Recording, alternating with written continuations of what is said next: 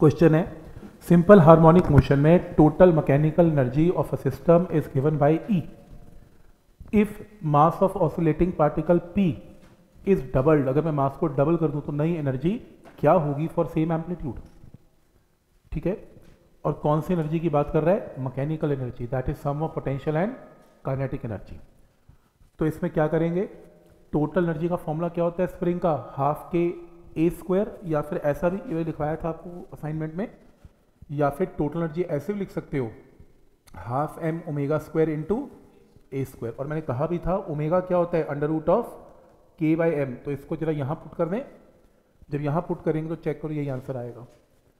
और अगर ये नहीं भी यूज़ करना तो एटलीस्ट ये तो पता होगा ना, तो मास चेंज हो रहा है ना। तो इसके अंदर वो कह रहे हैं कि अगर मास को डबल कर दिया, आई एम सॉरी, मास इसमें डबल हो रहा है, तो मास डबल हो रहा है तो कई लोग गलती कर बैठते हैं कि यहाँ पे मास को डबल करके टोटल एनर्जी को डबल बोल देते हैं।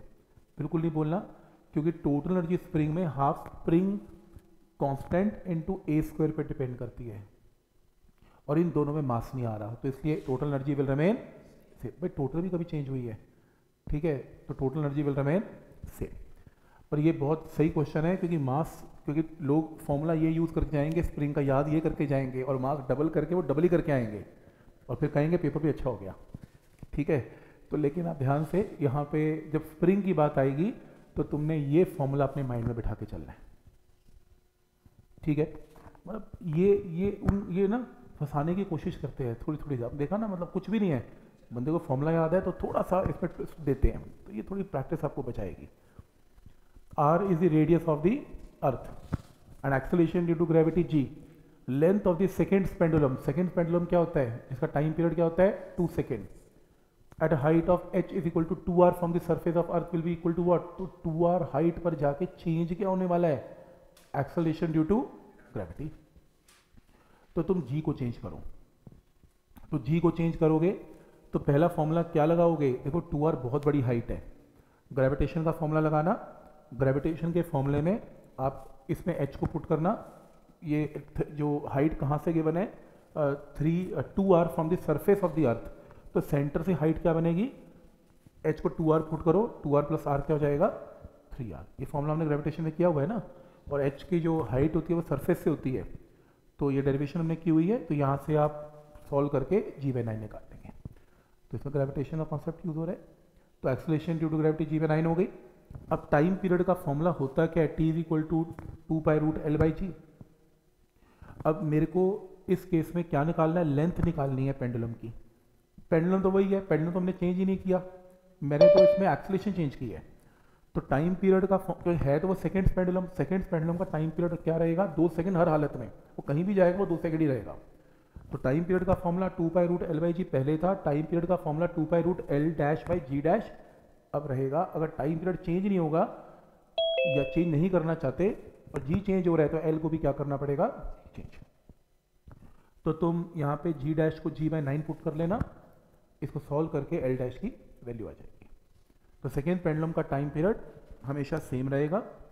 इस रिजल्ट को यूज करते हुए इसे इक्वेट करना है। तो मतलब बेसिक कॉन्सेप्ट ग्रेविटेशन का है इसमें SHM का तो कोई काम है ही नहीं एक्चुअल में देखा जाए तो। SHM में तो बस यही चीज़ पता लग रही है कि सिंपल पेंडुलम जो सेकेंड पेंडुलम है उसका टाइम पीरियड 2 सेकेंड होता है, तो 2 सेकेंड का टाइम पीरियड इक्वेट करो, नया जी की वैल्यू निकाल लो, पुट करके आंसर आएगा।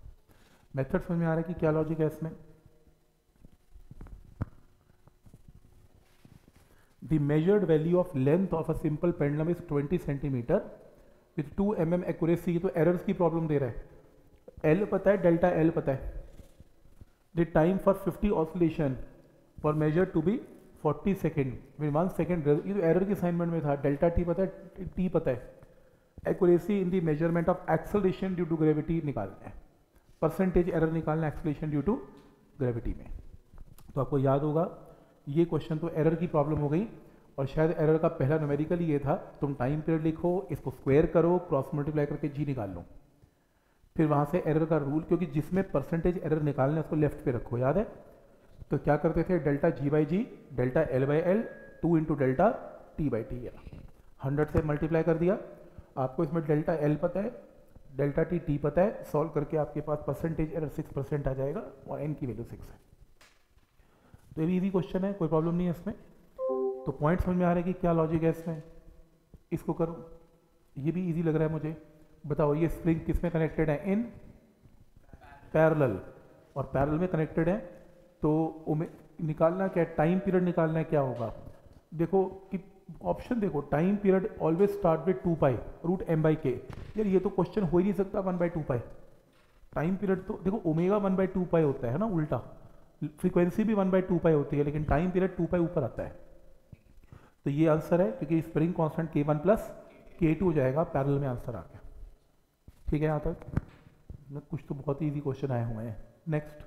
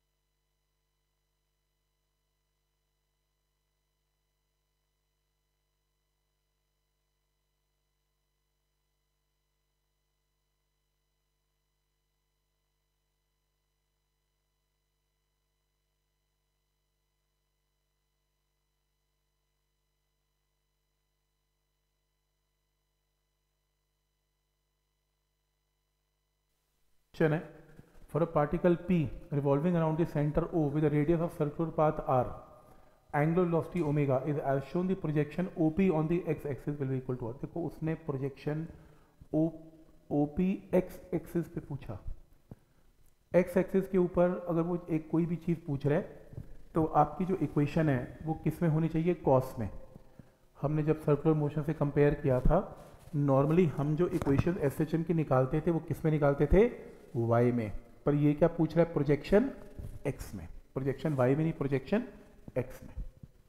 तो x के अंदर प्रोजेक्शन पूछ रहे हैं तो ये कॉस में आएगा पहली चीज़। और कॉस में कैसे आएगा? ये तो आएगा नहीं, क्योंकि वो मीन पोजीशन से स्टार्ट नहीं हुआ, वो तो t = 0 यहाँ से स्टार्ट हुआ, तो इनिशियल फेज तो आना चाहिए, तो ये तो आएगा नहीं। अब ये आएगा नहीं क्योंकि तो माइनस है, तो क्या आएगा इसमें? साइन आएगा नहीं, कॉस आएगा और प्लस समथिंग आएगा, तो आ गया प्लस आएगा। कुछ करना ही नहीं है यार, ये तो फर्स्ट लेक्चर काम आ गया हमारा, comparing your motion with uniform circular motion. तो देखो मैं कहा था ना कि कहीं ना कहीं वो कंपटीशन में फंसाएगा, एनसीईआरटी में ऐसा कुछ आता नहीं है। देखो कंपटीशन में वो सर्कुलर मोशन से कुछ ना कुछ तो पूछेगा, वाई पूछेगा या एक्स पूछेगा। अगर वो प्रोजेक्शन वाई में पूछता तो इक्वेशन साइन में बनती, और वो वाई एक्स में पूछ रहा है तो इक्वेशन कॉस में बनेगी। ठीक है यहाँ तक? तो यहाँ से 30 डिग्री गिवन भी है, तो π/6 की वैल्यू तो लगेगी, लेकिन प्लस में लगेगी। Next,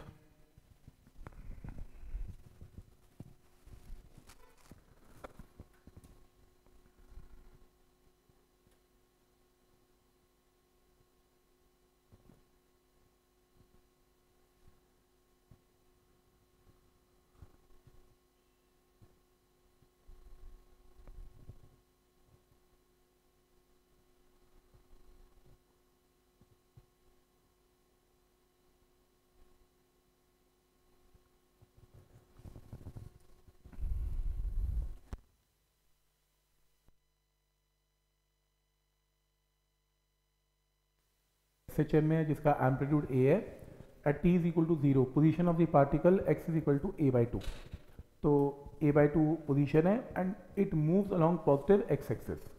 displacement of the particle, वो कह रहा है कि जो डिस्प्लेसमेंट इक्वेशन जो आपने यूज़ करनी है, वो कह रहा है ये इक्वेशन आपने यूज़ करनी है, इक्वेशन में आपने ये इक्वेशन यूज़ करनी है। तो डेल्टा की वैल्यू कितनी है? तो आपको वो x दे तो रहा है, x की वैल्यू कितनी है इसमें? a/2 पुट करो इसमें। ठीक, तो देखो इसमें क्या करना है, आप इसमें टाइम t = 0 पुट करेंगे, क्योंकि जब ये बॉडी स्टार्ट हुई तो टाइम t = क्या है? 0। तो यहाँ से x की वैल्यू क्या बनेगी? a sin डेल्टा, बस। क्योंकि वो क्या कह रहा है, वो क्वेश्चन में कह रहा है एट t = 0 x की वैल्यू a/2 है, तो तुम इस इक्वेशन में t को 0 पुट कर दो, x को a/2 2 पुट कर दो, तो ये लो मैंने कर दिया आंसर। यार इससे ज़्यादा आसान क्वेश्चन कहाँ से लाएगा? दोनों की दोनों वैल्यू दे दो, पुट करके यार डेल्टा निकाल दो आंसर। तो साइन ऑफ डेल्टा हाफ है, हाफ का मतलब 30 डिग्री है, और मैथ में 30 डिग्री π/6 है। सही है, वैल्यू पुट करो आंसर। इससे आसान भी क्वेश्चन, इससे आसान तो बन ही नहीं सकता। एम्पलीट्यूड निकालना है, साइन का कोफिशिएंट क्या है 1, कॉस का कोफिशिएंट क्या है 1, तो √1 का स्क्वायर प्लस 1 का स्क्वायर, आंसर √2।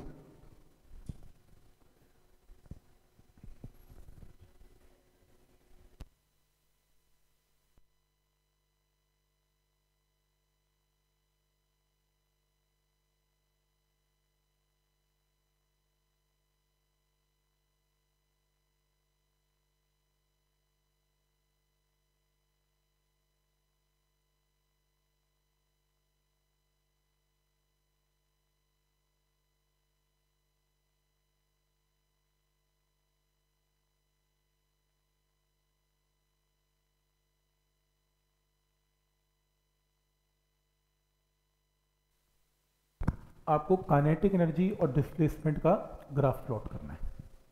ठीक, देखो अगर कायदे से देखा जाए तो बनता तो ऐसे है, मुझे प्लॉट करना, मैं लिखूंगा formula of kinetic energy ½m⍵² a² - x²।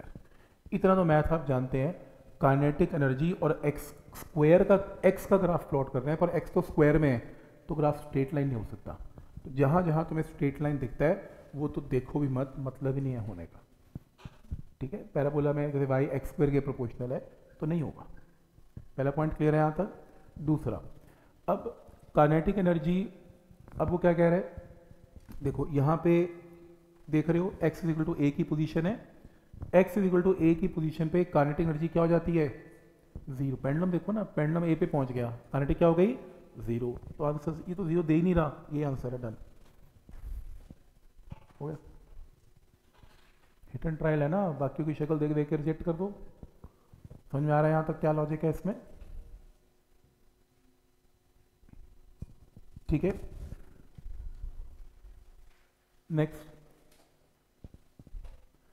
particle is executing SHM, ratio of potential energy and kinetic energy of a particle when its displacement is half the amplitude। तो डिस्प्लेसमेंट क्या होती है y क्या है a/2। तो कुछ भी नहीं करना है, तो बहुत आसान है, आपको रेशियो निकालनी है किसकी, पोटेंशियल काइनेटिक की। एक बार फॉर्मूला लिख लो पोटेंशियल का और y की जगह a/2 पुट कर लो, और एक बार लिख लो काइनेटिक का, y की जगह a/2 पुट कर लो, दोनों एनर्जीज निकाल लो और दोनों को डिवाइड कर लो, रेशियो आ जाएगी। तो बिल्कुल बेसिक क्वेश्चन है, एनर्जी के फॉर्म में वैल्यू पुट करके उन्हें डिवाइड करना है।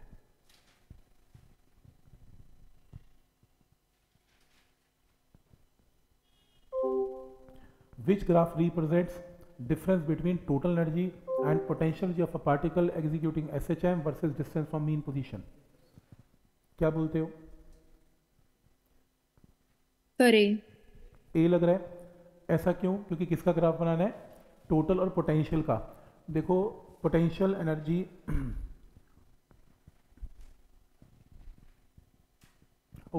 Difference between total and potential है।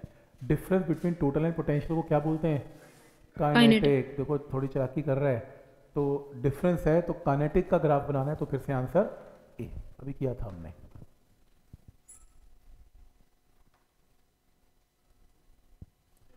पार्टिकल SHM में of amplitude a, the distance from mean position when its kinetic energy become equal to potential energy। ये तो आसान है, a/√2 आंसर हटा पड़ा है, कुछ करना ही नहीं है, काइनेटिक पोटेंशियल को इक्वल कर दो answer. In a linear SHM restoring force is directly proportional to displacement. हाँ ठीक है, restoring force F is proportional to x, सही है। Acceleration and displacement are opposite in direction, बिल्कुल सही है, a और x ऑपोजिट डायरेक्शन में होते हैं, सही है। तो velocity is maximum at mean position, सही है।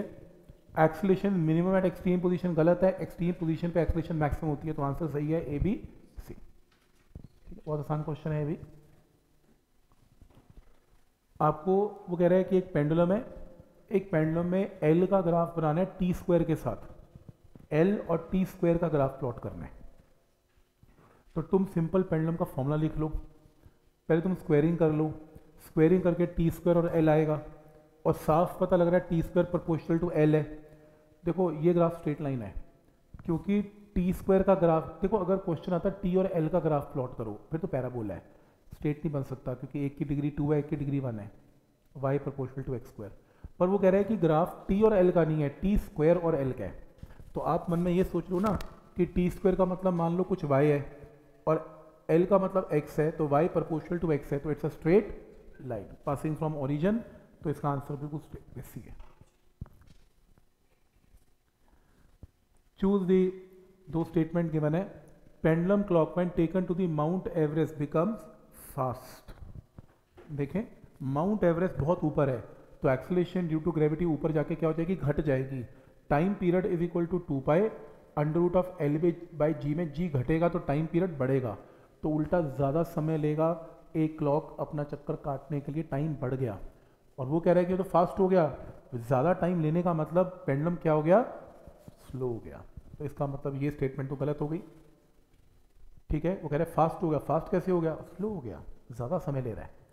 और नेक्स्ट है value of G at is less at Mount Everest than its value on the surface of the earth, बिल्कुल सही है। तो इसका रीजन तो बिल्कुल सही है, तो ऑप्शन इसमें सी मार्क कर देना। T is the time period of simple pendulum on Earth's surface. Its time period become x into t when taken to a height of r. तो वैल्यू ऑफ x क्या है, फिर से ग्रेविटेशन की problem है। तुम अब r डिस्टेंस पे जाके क्या करोगे, g निकालोगे, तो निकालो, इसमें g निकालो, तो x की वैल्यू क्या होगी,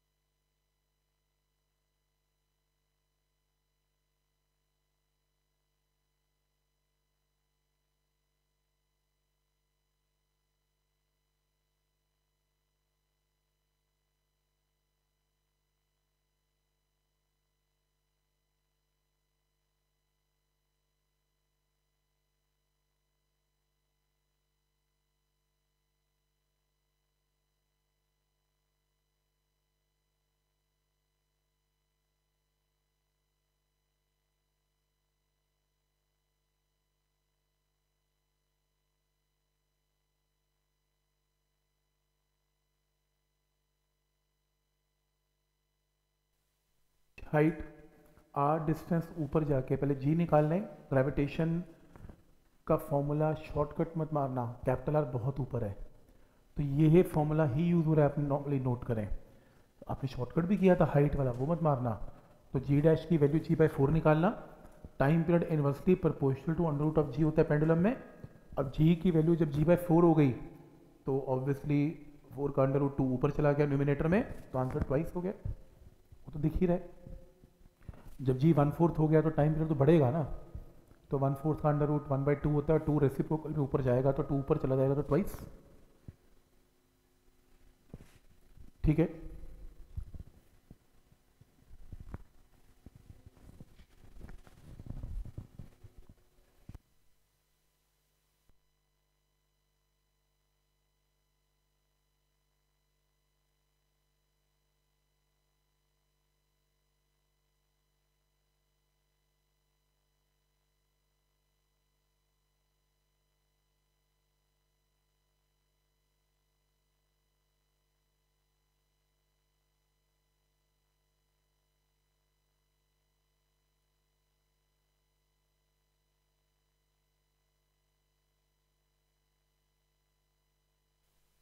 थिक सॉलिड स्फीयर है और अपने टनल कहाँ खोद दी, डायमीटर में। It is found that when particle is release in this tunnel it executes SHM, mass of the particle given है, टाइम पीरियड क्या होगा। देखो मैंने आपको डेरिवेशन करवा रखी है एनसीईआरटी में, डेरिवेशन करने मत बैठ जाना। तो स्टैंडर्ड रिजल्ट है t is equal to 2 pi root are by g वाला, चेक कर लेना डेरिवेशन, इसका रिजल्ट यही तो था, T is equal to 2 pi root are by G. Radius आपको अर्थ का पता है, जी आपको टेल लेना, आंसर तो स्टैंडर्ड आंसर है 1 घंटे 24 मिनट। तो 1 घंटा 24 मिनट बॉल ऊपर नीचे मूव करती रहेगी, एक चक्कर 1 घंटा 24 मिनट में काटेगी अर्थ में, और स्टैंडर्ड आंसर है ये। कोई ऐसा नहीं है कि अगले मेंस के अंदर चेंज हो जाएगा, वो तो फॉर्मूला टनल तो वही रहेगी, अर्थ भी वही रहेगी, तो कोई चेंज होने वाला है नहीं। अनलक जी चेंज नहीं होगा, जी तो अपने 10 लेके सॉल्व करते हैं। ठीक है, स्टेट फॉर्मूला लगा देना।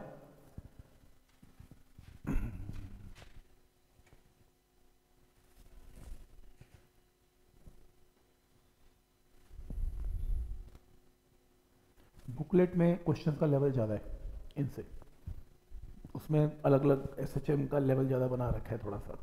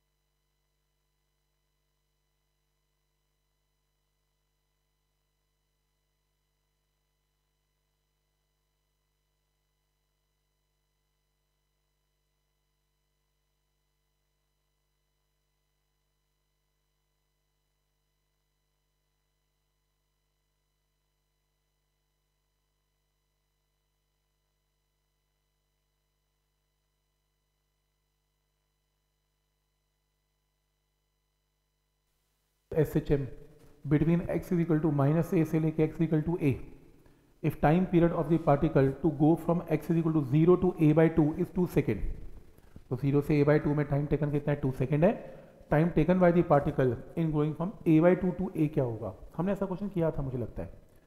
0 से a by 2 में शायद t by 12 आंसर आया था, याद करो t by 12 मुझे याद आ रहा है, कुछ बुकलेट में था जब मैंने कहा था शॉर्टकट मत लगा देना टाइम पीरियड का।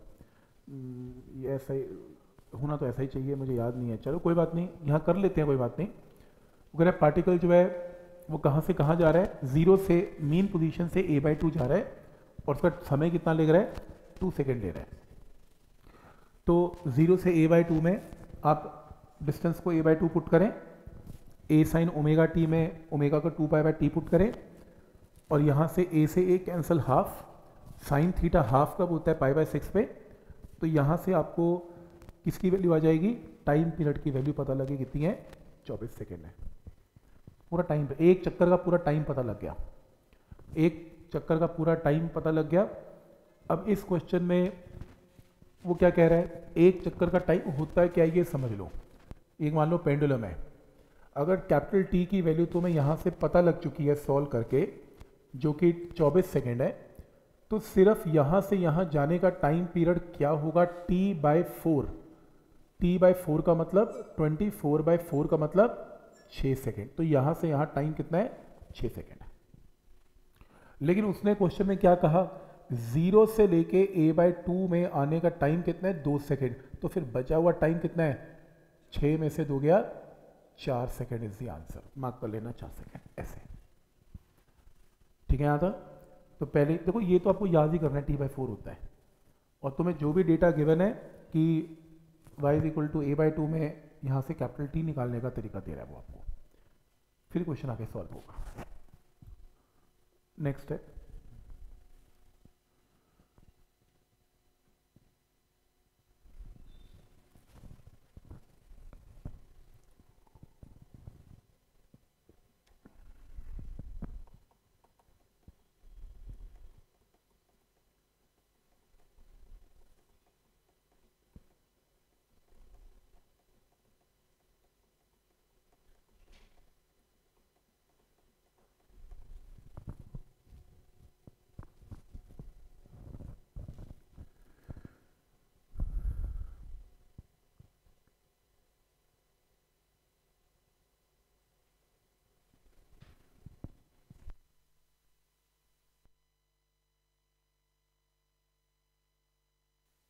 अगर 1 kg है तो एंगुलर फ्रीक्वेंसी ओमेगा 1 है, और अगर ब्लॉक 2 kg है तो ओमेगा 2 है। रेशियो निकाल दो। ओमेगा होता क्या है, ओमेगा होता है, सीधा देखो यहाँ से लगाते हैं, ओमेगा की वैल्यू अंडर रूट ऑफ के बाय एम।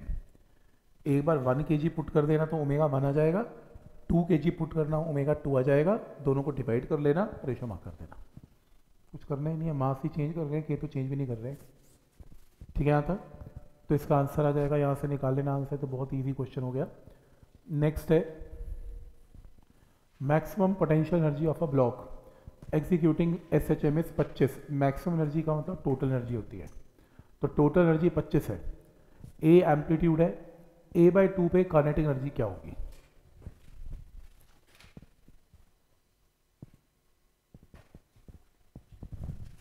जो मैक्सिमम एनर्जी होती है वो क्या होती है? Half m omega square A square is 25। तुमने क्या निकालना है? काइनेटिक एनर्जी निकालनी है इस पोजीशन पे, तो क्या आएगा? Half m omega square A square minus A/2 का होल स्क्वायर, ऐसे। तो काइनेटिक एनर्जी की वैल्यू आ जाएगी half m omega square A square minus A square by 4। तो काइनेटिक एनर्जी की वैल्यू आ जाएगी half m omega square 3/4 A square. अब ये वाली जो टर्म है ये तो 25 गिवन है, सॉल्व कर लो, 25 × 3/4 इसका आंसर। मेथड समझ में आ रहा है क्या करना है? कितना आंसर आ रहा है? पहले टोटल लिख लो ना, टोटल गिवन है, फिर काइनेटिक बना लो और टोटल की वैल्यू काइनेटिक में पुट कर दो A। ठीक है, बट समझ में आ रहा है कि इसमें लॉजिक क्या है?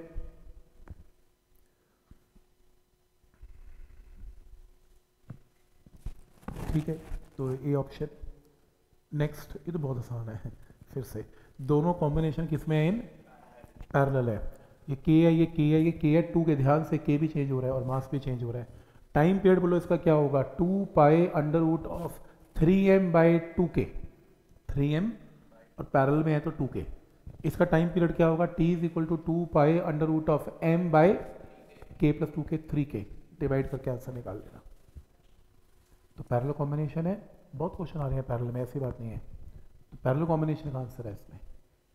तो समझ में आ रहा है यहाँ तक कैसे करना है इसमें?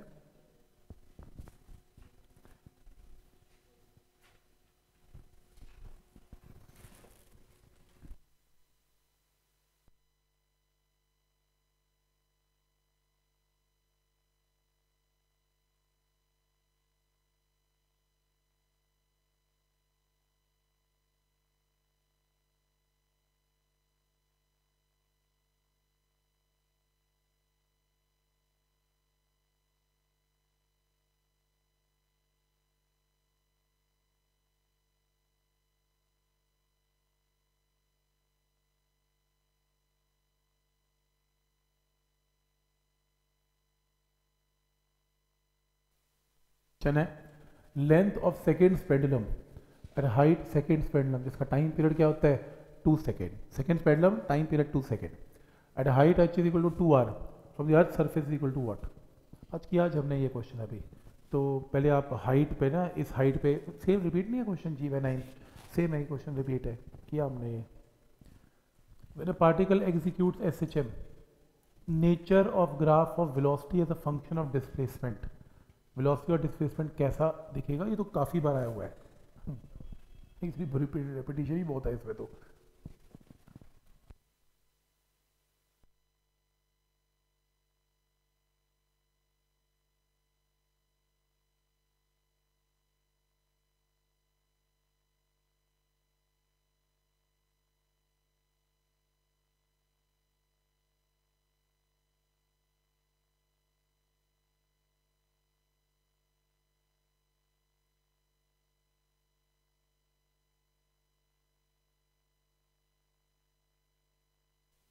मेडिकल के लिए शायद नहीं कहूँगा, पर फिर भी आप एक बार देख लो कैसे करना है, एटलीस्ट आ गया तो सीधा आंसर तो मार्क ही कर देंगे।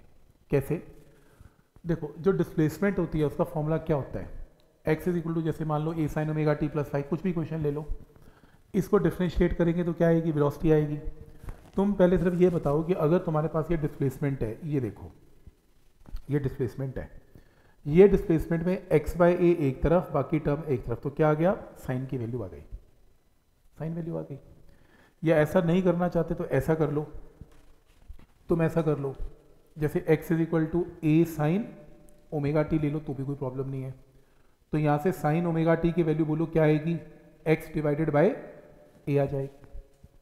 ठीक, ऐसी वेलोसिटी के केस में वेलोसिटी क्या होता है, a omega cos of omega t लिख लो। यहाँ से कॉस ऑफ ओमेगा टी क्या आ जाएगा, कॉस ऑफ ओमेगा टी आएगा v divided by A into omega. ये लो, जब साइन कॉस दिखे तो स्क्वेयरिंग एंड एडिंग कर दो, क्योंकि स्क्वेयरिंग एंड एडिंग में क्या होगा, ये 1 हो जाएगा। तो यहाँ पे sine square omega T plus cos square omega T is equal to X square by A square, और यहाँ से V square by A square omega square. तो ये वैल्यू कितनी है, 1। ये तो एलिप्स जैसी फीलिंग दे रहा है आपको, मैथ्स वालों को नहीं दे रहा। एलिप्स है तो आंसर एलिप्स है। तो मेडिकल के लोग याद करेंगे, जब एक्स और वी का ग्राफ बनेगा तो आप आंसर क्या मार्क करेंगे, एलिप्स मार्क करेंगे। तो इन लोगों को समझ में आता है ये कैसे है, तो एलिप्स की इक्वेशन है। साइनोसाइडल ये होता है साइन वेव को फॉलो करना, साइन वेव को साइनोसाइडल वेव बोलते हैं। ठीक है, sinusoidal mean sine.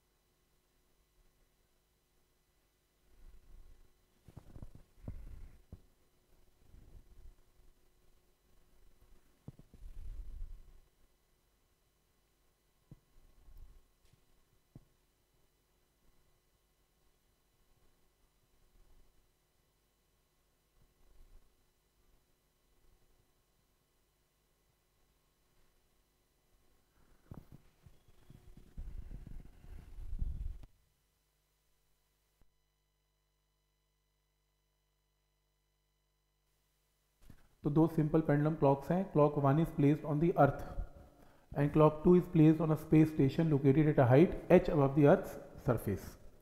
Clock 1 and clock 2 operate at time period 4 second and 6 second respectively. Then the value of h की वैल्यू क्या होगी, तो इसके अंदर वो h हाइट पर है तो आपको टाइम पीरियड की वैल्यू वो दे रहा है, तो हाइट बतानी है। दो फॉर्मूला लगा लो ना, एक अर्थ के सरफेस के ऊपर लगा लो, t is equal to 2 pi root L by G normal use करना, एक h हाइट पर यूज़ करना 6 सेकेंड। तो दो फॉर्मूला बना लो। पहला फॉर्मूला तो अर्थ के लिए बना लो, ये अगर अर्थ के ऊपर है टाइम पीरियड t1 है। दूसरा स्पेस स्टेशन में जाके g चेंज हो जाएगा, l तो चेंज होगा नहीं। तो t1 g1 t2 g2 का रिलेशन बना लो, स्क्वायरिंग कर लो। अब तुम्हें टाइम पीरियड 4 पता है, टाइम पीरियड 6 पता है, तो वैल्यू पुट कर लो। और तुम्हें g डैश की वैल्यू तुम्हें पता है, g डैश की वैल्यू का ये फॉर्मूला को सब्सटीट्यूट करके h निकाल लेना। मतलब कहने का मतलब, अगर इसमें ऐसा भी, इसको ऐसा कर लो और सिंपल कर देता हूँ। पहला टाइम पीरियड अर्थ पे बना लो 2 pi under root of l by g के साथ, और इस टाइम पीरियड को 4 सेकेंड पुट कर लो। ठीक है, दूसरे केस में सेम फॉर्मूला लगा लेना, time period is equal to 2 pi L by G dash कर लेना, इसको 6 पुट कर लेना, और जी डैश की वैल्यू होती क्या है, g into r upon r plus H का होल, इसको यहाँ पुट कर लेना। फिर इन दोनों इक्वेशंस को डिवाइड कर लेना और h निकालना, स्क्वायरिंग करके h की वैल्यू आ जाएगी। ये चेक कर लो अगर करना है तो पॉइंट समझ में आ रहा है क्या करना है, क्योंकि चेंज क्या हो रहा है, सिर्फ g तो चेंज हो रहा है, और ग्रेविटेशन की वैल्यू से तुम g तो निकाल ही सकते हो। तो ग्रेविटेशन की वैल्यू को यूज करो और g डैश की वैल्यू को यहाँ सब्सटीट्यूट करो, आंसर आएगा इसमें आपका। देखो पहले वो अर्थ के ऊपर है पेंडुलम, तो टाइम पीरियड 4 सेकेंड है। h हाइट स्पेस स्टेशन पे गया, टाइम पीरियड 6 हो गया। तो अर्थ पे टाइम पीरियड 4 है, अर्थ के ऊपर g की वैल्यू g है, स्पेस स्टेशन पे जाके टाइम पीरियड 6 हो गया, पर g चेंज हो गया। अब h हाइट पर g कैसे चेंज होता है, ऐसे होता है। इस पूरी वैल्यू को इसके डिनोमिनेटर पुट करके इसे सॉल्व करो, डिवाइड करके आंसर आएगा। सॉल्व करने वाला पार्ट तुमने करना है पुट करके।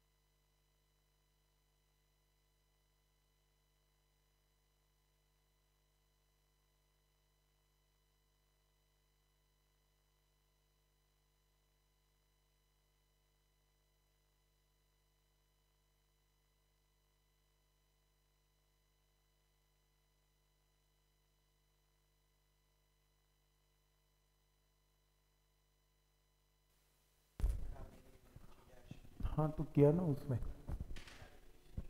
कैलकुलेशन है, आर को उसने कैंसिल कर दिया ना, तो आर, ये तुम एक बार चेक करो।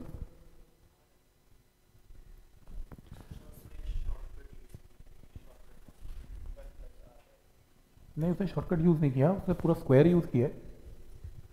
उसने ये यूज़ किया है आर प्लस एच का whole square by R square, जो मैंने किया है सेम चीज़ है, बस फ़र्क ये किया है कि तुम जब ये सॉल्व करोगे ना तो यहाँ जो स्क्वायरिंग की वैल्यू आएगी और जब रूट लोगे तो ये 4/6 फिर से हो जाएगा अंडर रूट से, फिर आंसर आएगा, नहीं तो लंबा हो जाएगा। तुम स्क्वायरिंग खोल मत देना, स्क्वायरिंग खोलोगे तो फंस जाओगे, बस स्क्वायरिंग मत खोलना, क्वाड्रेटिक में फंस सकते हो, तो ऐसे ही कर दो आंसर आ जाएगा। पॉइंट समझ में आ रहा है ना कि कैसे?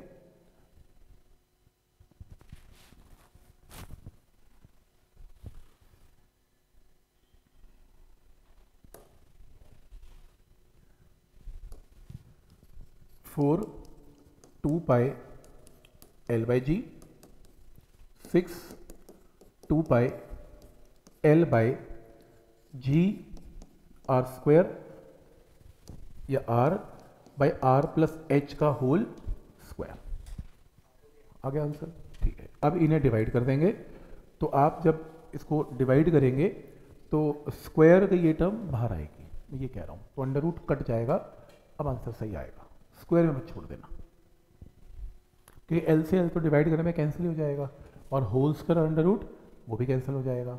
अब आपकी नॉर्मल इक्वेशन बनेगी, आपका आंसर आएगा।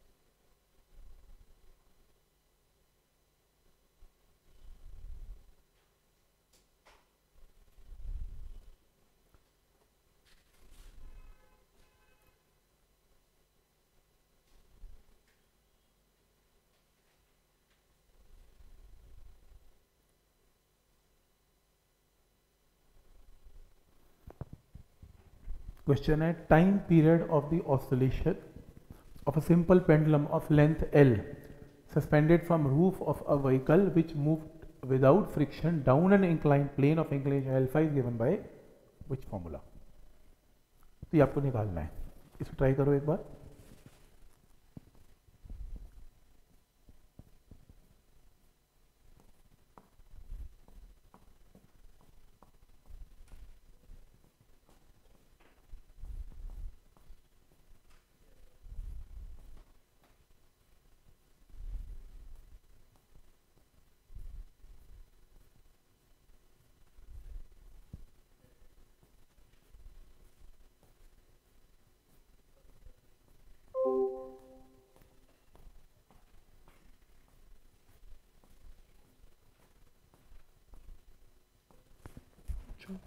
हम क्या कह रहे हैं, time period of oscillation of simple pendulum. देखो इसमें क्या होने वाला है, एक ना व्हीकल के ऊपर पेंडुलम को टांग दिया और वो नीचे आ रहा है, ठीक, और आपको बताना है कि उसका टाइम पीरियड क्या होगा। देखो जब वो व्हीकल से नीचे उतरेगा, ये कार नीचे उतरेगी, तो एक फोर्स इस पेंडुलम पे क्या लगने वाली है, एम जी साइन अल्फा, वो तो हर बॉडी पे लगती है इंक्लाइन प्लेन पे, पर क्योंकि ये एक्सेलरेशन नीचे लग रही है, ये फोर्स लग रही है, तो सूडो फोर्स भी पीछे लगेगी, कितनी, same M G sine alpha, same है जो इस पर, क्योंकि ये पेंडुलम के ऊपर फोर्स है और यही सूडो फोर्स सेम लगने वाली है, तो आपस में क्या हो गई, कैंसिल।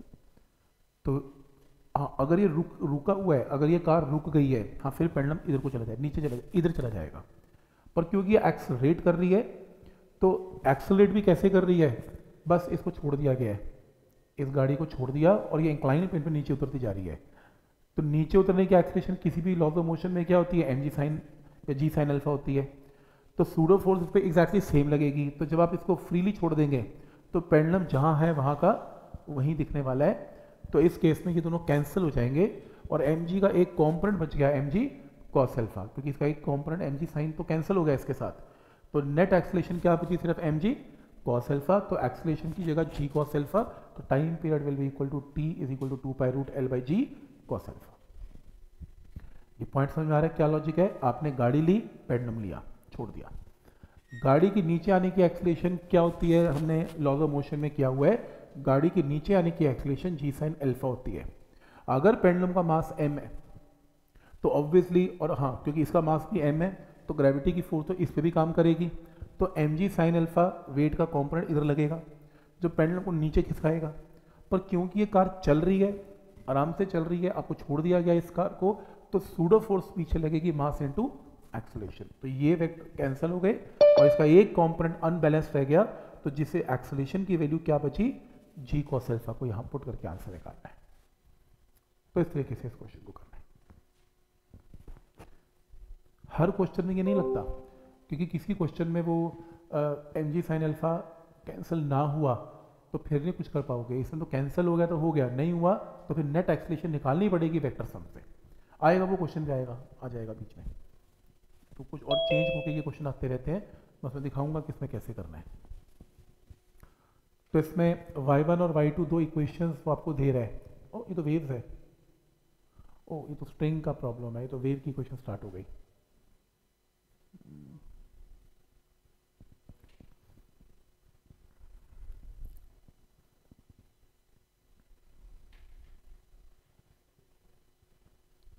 ये क्वेश्चन करो।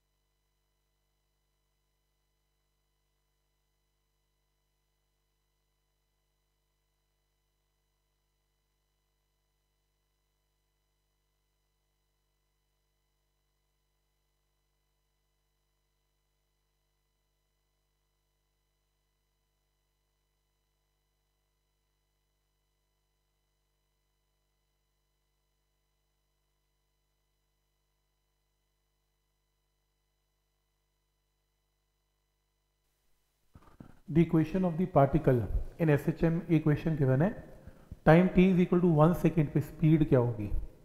तो मुझे तो ये बताओ कि स्पीड का फॉर्मूला तुम्हारे पास है, कहाँ है? तुम अगर अपने स्टैंडर्ड फॉर्मूला लगाओगे तो गलत हो जाएंगे, क्योंकि स्टैंडर्ड फॉर्मूला तो x is equal to A sine omega T पे एप्लीकेबल है। तो करो डिफ्रेंशिएट और v निकालो। स्पीड निकालने के लिए तो निकालना, फॉर्मूला तो निकालना ही पड़ेगा, इसको डिफ्रेंशिएट करो और पहले v निकालो, फिर उस v में टाइम को 1 पुट करो, आंसर निकालो।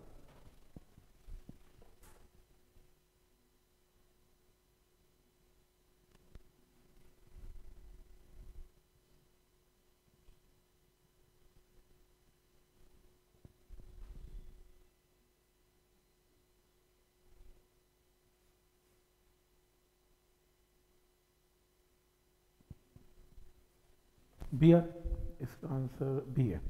तो पहले x लिखो, इसको डिफ्रेंशिएट करो। डिफ्रेंशिएट की इसमें वैल्यू क्या आएगी, जैसे जब आप वेलोसिटी निकालेंगे तो d by D T of क्या होता है x, ये वेलोसिटी है, d by D T of x की जगह sine of pi into T plus 1/3।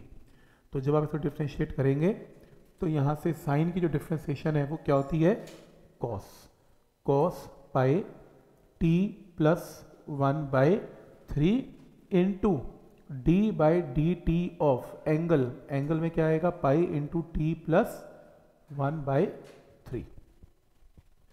तो ये वैल्यू आएगी।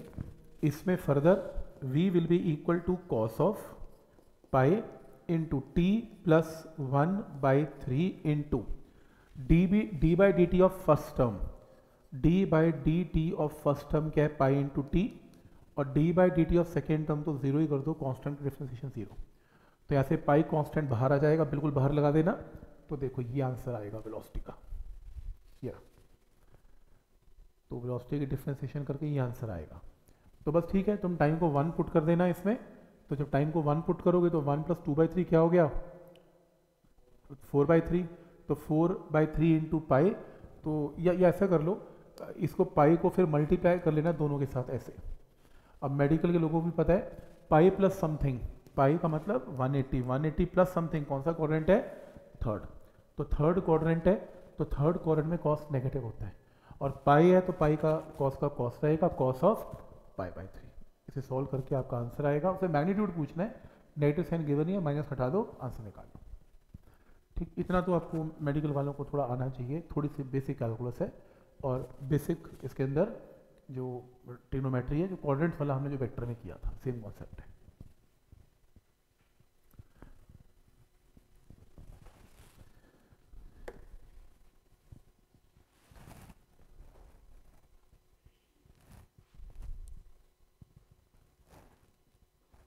Motion of a simple pendulum executing SHM is represented by the following equation.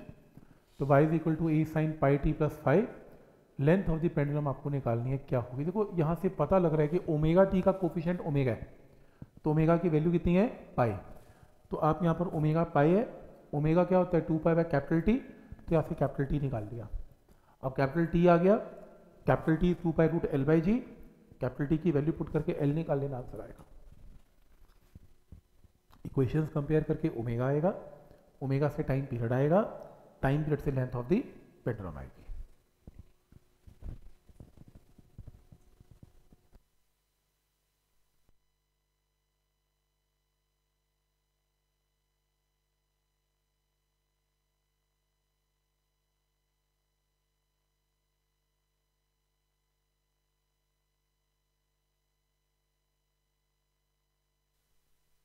ठीक है,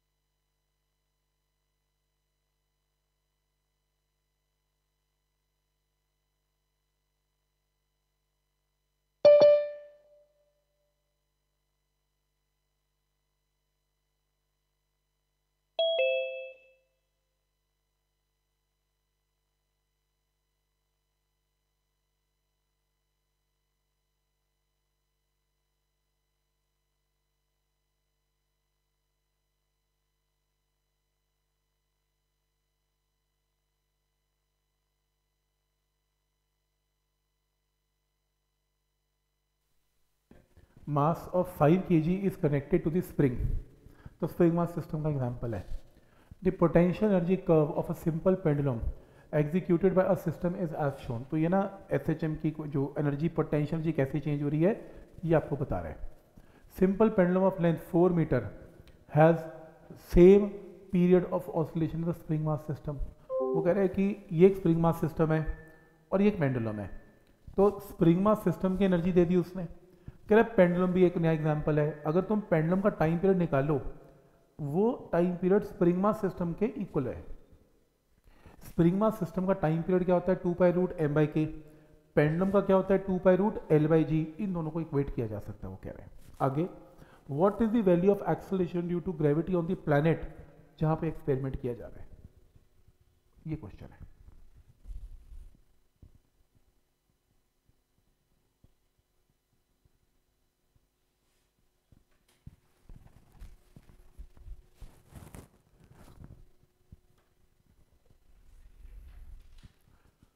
तो सबसे पहले एक काम करते हैं, इसमें इसके अंदर टाइम पीरियड्स को जरा इक्वेट करते हैं। देखो एक्सेलरेशन ड्यू टू ग्रेविटी निकालने का एक ही तरीका है और वो है t is equal to 2π√L/g में। तो सबसे पहले काम करो, t is equal to 2π√L/g is equal to t is equal to 2π√m/k को इक्वेट कर दो। इक्वेट करके ये रेशियो आ गई। क्या निकालना है? जी निकालना है। अगर जी निकालना है तो हमें क्या चाहिए? एम चाहिए, के चाहिए और एल चाहिए, तुम्हारा आंसर आ जाएगा। ठीक, तो ये पहला स्टेप समझ में आया। टाइम पीरियड को इक्वेट करके रेशियो आ गई, स्क्वेयरिंग करके जी निकालना है, 3 वैल्यूज आ गई तो आंसर आ गया। ठीक, अब ये 3 वैल्यूज कैसे निकलेंगी? पोटेंशियल एनर्जी की जो वैल्यू है वो क्या होती है? हाफ के एक्स स्क्वायर, है ना, हाफ के एक्स स्क्वायर। अब अगर तुम यहां पे देखो 10 वैल्यू है एनर्जी की, जब एक्स की वैल्यू कितनी है? 4। कोई मर्जी वैल्यू उठा लो, कोई वैल्यू उठा लो, तो यहां पर दिख ही रहा है कि वैल्यू 10 है, और जब एनर्जी की एक्स की वैल्यू कितनी है? 4। तो यहाँ पर 4 पुट करके तुमने के की वैल्यू निकाल, तुम्हारा एक आंसर आ गया, के तुम्हें पता लग गया। तुम्हें के पता लग गया, मास तुम्हें ऑलरेडी पता है कितना? 5। तो मास की वैल्यू तुम्हें ऑलरेडी पता है, के तुमने निकाल लिया। लेंथ ऑफ द पेंडुलम की वैल्यू कैसे आएगी?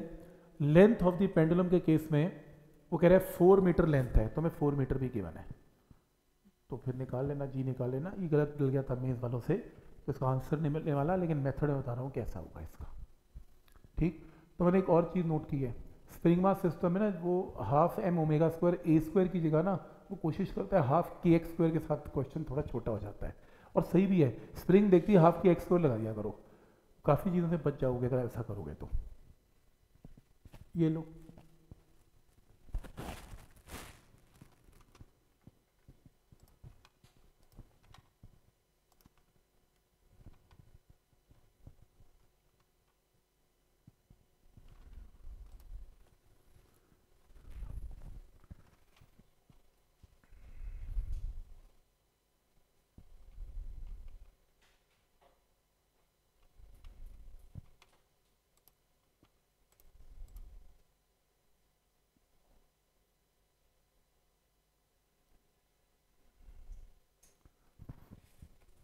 क्वेश्चन है variation of displacement with time of a particle executing free simple harmonic motion is as shown. कह रहे डिस्प्लेसमेंट की वैल्यू है, तुम करेक्ट ग्राफ प्लॉट करो एनर्जी का, पोटेंशियल एनर्जी का और टाइम के साथ, पोटेंशियल एनर्जी का टाइम के साथ, जबकि तुम्हारे पास जो एनर्जी है वो वाई के साथ है, तुम्हें टाइम के साथ निकालना है। तो क्या करें इसमें? सबसे पहले पोटेंशियल एनर्जी की वेरिएशन होती क्या है? Half M omega square into Y square, half M omega square, Y क्या होता है? ए साइन ओमेगा टी, ऐसी था।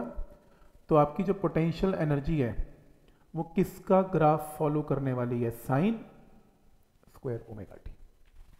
तो साइन स्क्वायर ओमेगा टी का ग्राफ कौन सा है इसमें? नेगेटिव, साइन स्क्वायर है, नेगेटिव तो हो नहीं सकता, ये तो होएगा ही नहीं ना, ये तो होएगा ही नहीं। बी तो साइन का ग्राफ है, इसका आंसर क्या है? डी। ये नहीं है साइन स्क्वायर, साइन स्क्वायर में नेगेटिव वैल्यू भी क्या हो जाती है?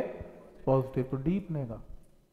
मैं कहा शायद कहीं मैथ्स में कहीं होगा, नहीं ऐसा नहीं है, तो ये नहीं होगा साइन। ये तो ग्राफ माइनस साइन का है तो होगा ही नहीं, ये साइन का ग्राफ है, और ये तो माइनस साइन स्क्वायर का ग्राफ है, और ये साइन स्क्वायर का ग्राफ है। तो मेडिकल के लोग समझ लें, साइन का ग्राफ ऐसा होता है, साइन स्क्वायर में नेगेटिव वैल्यू भी पॉजिटिव हो जाती है, ऐसा ग्राफ बनेगा। For a body executing SHM, इसमें से क्या ऑप्शन करेक्ट है ये आपको बताना है। Potential energy is always equal to kinetic energy, नहीं ये तो सही नहीं है। Average potential and kinetic energy over any time interval are always equal. Average energy हमने निकाली थी 1/4 M omega square A square, आपके बुकलेट में दोनों में बराबर थी काइनेटिक एंड पोटेंशियल। चलो देखो और देखो, ये सही है, ये तो गलत है। अच्छा इसमें चेक करता हूँ, sum of kinetic and potential energy at any point of time is constant, हाँ सही है, ये तो सही है। Average kinetic energy in one time period is equal to average potential energy in one time period, ये तो मुझे सही बात लग रही है इसमें, क्योंकि इसमें ना डिफरेंस है। वो कह रहे हैं ओवर एनी टाइम इंटरवल, तुम कुछ भी समय लो, ऐसे कैसे समय लो, तुम लिमिट लगा दोगे 0 से t, कोई लिमिट लगाएगा 0 से t/2, तो गड़बड़ हो जाएगी ना। इसका आंसर जो है वो डी बनेगा, सही है, क्योंकि हमने डेरिवेशन 0 से कैपिटल T इंटीग्रेशन की थी। जब आपके बुकलेट में मैंने कहा था फॉर्मूला लिख लो एवरेज काइनेटिक एवरेज पोटेंशियल का, और फॉर्मूला था half M omega square A square 1/4 M omega square A square, लेकिन उसमें जो इंटीग्रेशन मैंने कराई तो नहीं थी, मैं दिखा दिया था स्टेप, उसमें वो 1 टाइम पीरियड था 0 से कैपिटल टी। ये नहीं है कि मर्जी से टाइम पीरियड लगा तो आंसर सेम आएगा, मर्जी में सेम नहीं आएगा, 0 से टी ही होना चाहिए। तो ऐसा है कुछ। नेक्स्ट,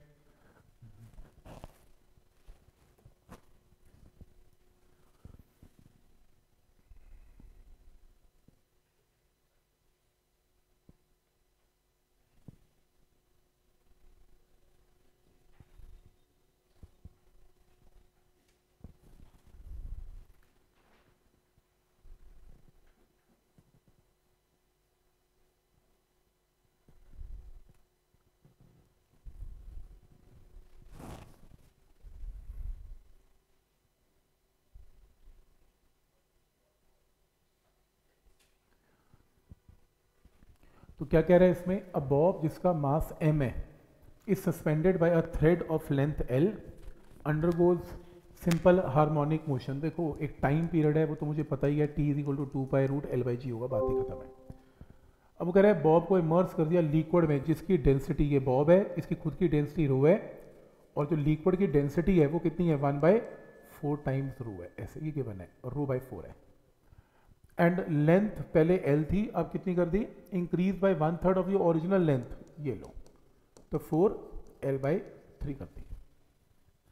तो प्रॉब्लम क्या है, इस लिक्विड में इसका वेट क्या है mg, लिक्विड में क्या लगेगा अब थ्रस्ट, तो नया वेट क्या आएगा, ये आपका नया वेट आ जाएगा। मास क्या है, वॉल्यूम इनटू डेंसिटी, तो वॉल्यूम बॉडी की डेंसिटी क्या है रो, लेकिन अब थ्रस्ट में डेंसिटी किसकी यूज करते हैं, लिक्विड की, इनटू जी। मास में volume into density of body into G dash, ये लो, तो V V rho rho V rho cancel, G dash की वैल्यू कितनी आ गई 3g/, ठीक है। तो अब तुम टाइम पीरियड नया निकाल दो, नया टाइम पीरियड 2π√L डैश की जगह 4L/3 और g की जगह 3g/4। अब तुम इक्वेशन नंबर 1 और इक्वेशन नंबर 2 को डिवाइड कर दो, 2 डिवाइडेड बाय 1 और t डैश निकालो, in terms of t answer आएगा। ठीक, मेथड समझ में आ रहा है कि कैसे करना है। इसके बाद देखो g भी चेंज हो गया और l भी चेंज हो गया, तो g तो प्रॉपर्टी तो मैटर आर्किमिडीज से लगेगा, तो प्रेशर मैंने कहा था ना बहुत ज़्यादा नहीं आता पेपर में, प्रेशर की जगह ऐसा कुछ कॉन्सेप्ट, आर्किमिडीज का डायरेक्ट क्वेश्चन तो कम आते हैं, आर्किमिडीज ऐसे लगवाएगा वो। ठीक है यहाँ तक, तो ये इसका रूल है, इसको ट्राई करना है आपने। ये क्वेश्चन तो हमने बहुत बार किया है एनसीईआरटी के अंदर, ये सेम वही क्वेश्चंस है। लेंथ को डिक्रीज कर दिया टाइम पर, सेम क्वेश्चन है, कोई खास नहीं है।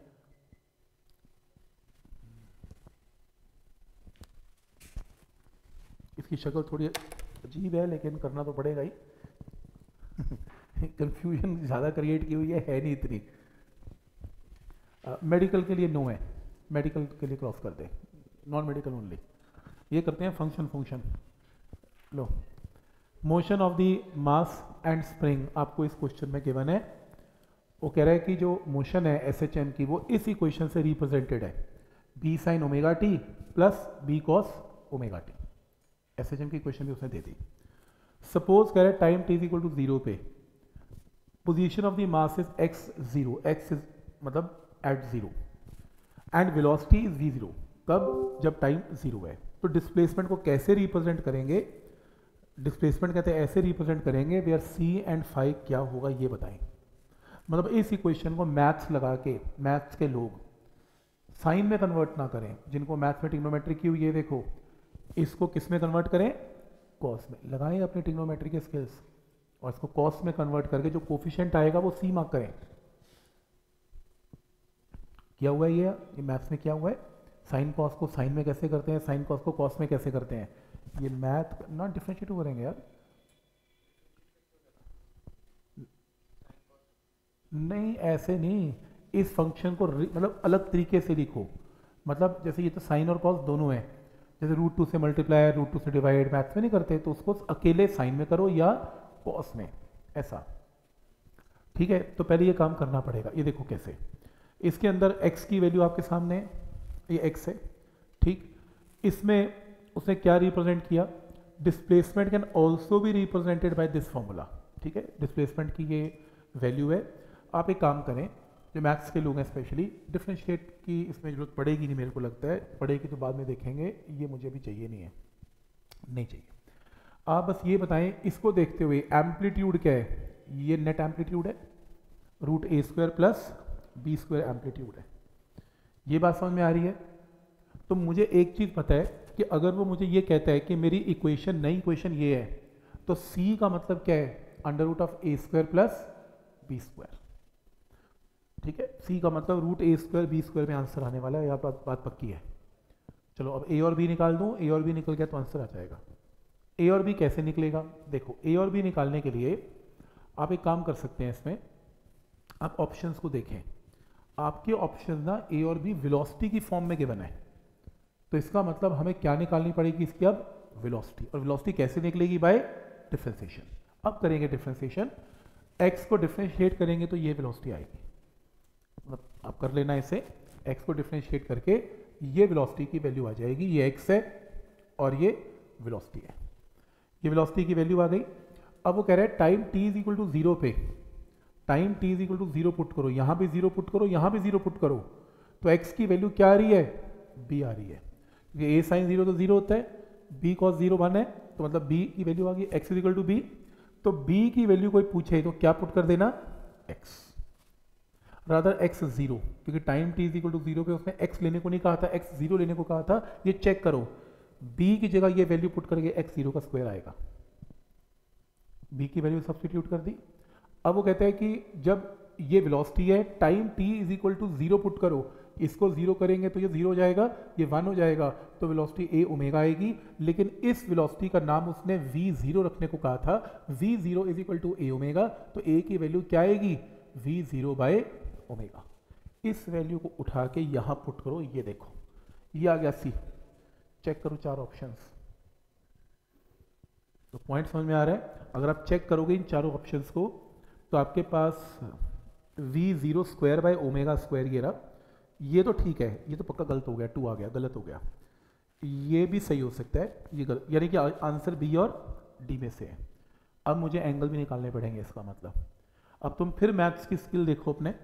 मैथ्स के अंदर उसने क्या किया, रूट ए स्क्वायर बी स्क्वायर एम्पलीट्यूड है, तो मैथ्स के लोग क्या करते हैं, जो भी कोफिशिएंट है ए और बी का, under root of A square B square से मल्टीप्लाई एंड डिवाइड कर दें इस इक्वेशन को, तो एक्स की मॉडिफाइड इक्वेशन आ गई। अपने मन में आप ऐसा करें, इस टर्म को रिप्लेस करें साइन फाई के साथ और इस टर्म को रिप्लेस करें कॉस फाई के साथ। तो अगर आप ऐसा करेंगे तो ये बन जाएगा आपके पास, ये वाली टर्म को रिप्लेस करें अपने मन में क्या, साइन फाई, और ये टर्म को रिप्लेस करें कॉस फाई।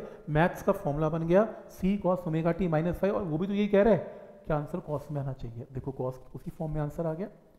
अब अगर तुम्हें फाई निकालना है तो एक काम करें, तुमने क्या सब्स्टिट्यूट किया था, तुमने ये सब्स्टिट्यूट किया था कि इसकी जगह ये जो टर्म है, ये रही, ये जो टर्म है, ये साइन फाई है, ये कॉस फाई है, तुम इस इक्वेशन को डिवाइड कर दो तो क्या जाएगा, टेन फाई। तुम अगर इसे डिवाइड करोगे तो क्या आएगा, टेन फाई। नहीं तो टेन फाई निकालने का एक और भी तरीका है। टेन फाई निकालने का क्या तरीका है कि एक तो मैंने बता दिया कि टेन फाई को डिवाइड कर दोगे तो आंसर आएगा। आंसर जो भी है क्या आएगा इसमें, साइन फाई कॉस फाई, इन्हें डिवाइड करके ये तो कैंसिल हो जाएगा, तो क्या आएगा, बी बाई ए। तो tan इनवर्स b बाई ए आएगा, ठीक है, डिवाइड करके tan इनवर्स b बाई। अब b और a तो मैंने अभी निकाल के दिखाए थे तुम्हें, फिर से b और a को यहां पुट कर देना tan इनवर्स में, अब आंसर मैच कर लेना, आंसर आएगा। तो मतलब आपने c को भी a और b में लिख लिया, आपने tan फाई को भी b और a में लिख लिया, आपने a निकाल लिया, b निकाल लिया, a और b की वैल्यूज को यहां पे और यहां पुट करके आंसर को मैच कर लेना।